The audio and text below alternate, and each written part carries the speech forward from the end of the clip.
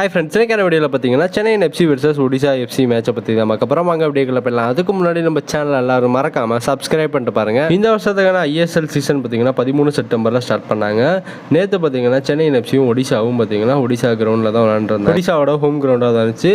சென்னை பார்த்தீங்கன்னா ஒடிசாவோட ஹோம் கிரவுண்டில் ஒரு மேட்ச் கூட பார்த்தீங்கன்னா வின் பண்ணதே இல்லை. எல்லா மேட்சும் பார்த்தீங்கன்னா டை தோல்வியில் பார்த்தீங்கன்னா உங்களுக்கு முடிஞ்சிருக்கு. சென்னை எஃப்சிக்கு பார்த்தீங்கன்னா கிட்டத்தட்ட ஒரு 4 சீசன்ட்டு அந்த அளவுக்கு சரியாகவே அமையலை. கோச் ஓவன் கோயில் பார்த்தீங்கன்னா இந்த வருஷம் நிறைய சேஞ்சஸை பார்த்தீங்கன்னா எடுத்துகிட்டு வந்திருந்தார்.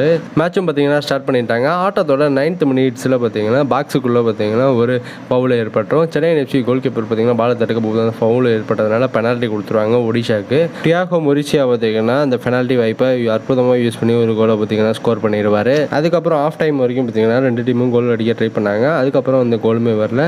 செகண்ட் ஹாஃப் பார்த்தீங்கன்னா ஸ்டார்ட் ஆச்சு. செகண்ட் ஹாஃபில் பார்த்தீங்கன்னா 48வது மினிட்ஸில் கார்னர் ஷீல்டு பார்த்தீங்கன்னா ஃபரூக் சௌத்ரிக்கு அந்த பாலை பாஸ் பண்ணுவார். வேற லெவலில் பார்த்தீங்கன்னா ஃபரூக் சௌத்ரி அந்த கோலை பார்த்தீங்கன்னா அடிச்சிடுவார்.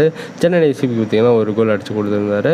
வேற லெவலில் பார்த்தீங்கன்னா கார்னர் ஷீல்டு அந்த அசிஸ்ட்டை கொடுத்துருப்பாரு. அடுத்து ஒரு 2-3 மினிட்ஸில் பார்த்தீங்கன்னா ஒடிசா கோல் கீப்பர் ஒரு சின்ன மிஸ்டேக் பண்ணி பாலை பார்த்தீங்கன்னா சென்னை எஃப்சி பிளேயரான ஃபரூக் சௌத்ரிகிட்ட பார்த்தீங்கன்னா கொடுத்துருப்பாரு.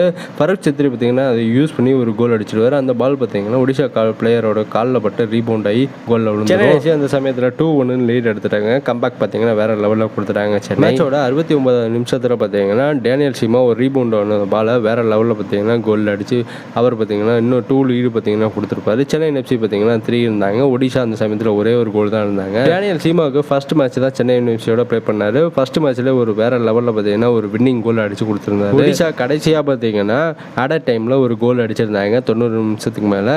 அந்த கோலை பார்த்தீங்கன்னா ராய் கிருஷ்ணா தான் பார்த்தீங்கன்னா அடிச்சிருந்தாரு. சென்னை எஃப்சி பார்த்தீங்கன்னா அந்த பால் சென்னை எஃப்சியோட கோல் கீப்பர் அந்த பாலை பிடிச்சிருந்தாங்கன்னா அந்த கோல் பார்த்தீங்கன்னா சேவ் ஆகியிருந்திருக்கும். ஃபைனல் விசிட்டில் சென்னை எஃப்சி பார்த்தீங்கன்னா 3 கோல் அடிச்சிருந்தாங்க. ஒடிசா எஃப்சி 2 கோல் தான் அடிச்சிருந்தாங்க.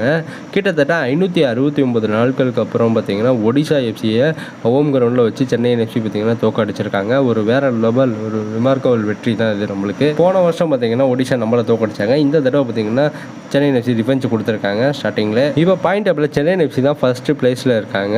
ஒரு மேட்ச்சில் 3 பாயிண்ட் எடுத்து சென்னை எஃப்சி இதே மாதிரி விளாண்டாங்கன்னா மறுபடியும் பார்த்தீங்கன்னா ஓல்டு விண்டேஜ் எஃப்சியாக பார்த்தீங்கன்னா திரும்ப வருவாங்க. சென்னை பார்த்தீங்கன்னா 2015 அண்டு 2017-18 சீசனில் பார்த்தீங்கன்னா 2 டைம்ஸ் சாம்பியனாக இருந்தாங்க. 2015 மெண்டோசா பீரியடில் பார்த்தீங்கன்னா வேற லெவலில் பார்த்தீங்கன்னா எஃப்சி கோவை அடிச்சு தூக்கிட்டு சாம்பியன் ஆயிருப்பாங்க. 2017-18 சீசனில் பார்த்தீங்கன்னா ஃபைனலில் மெயில்சன் ஹெட்டரில் பார்த்தீங்கன்னா 2 கோல் அடிச்சு மேட்சை வின் பண்ண வச்சிருப்பாரு. சென்னை எஃப்சி நெக்ஸ்ட் மேட்சை பார்த்தீங்கன்னா மகுமுதீன் எஃப்சியோட பார்த்தீங்கன்னா விளையாட போகிறாங்க 26 செப்டம்பரில்.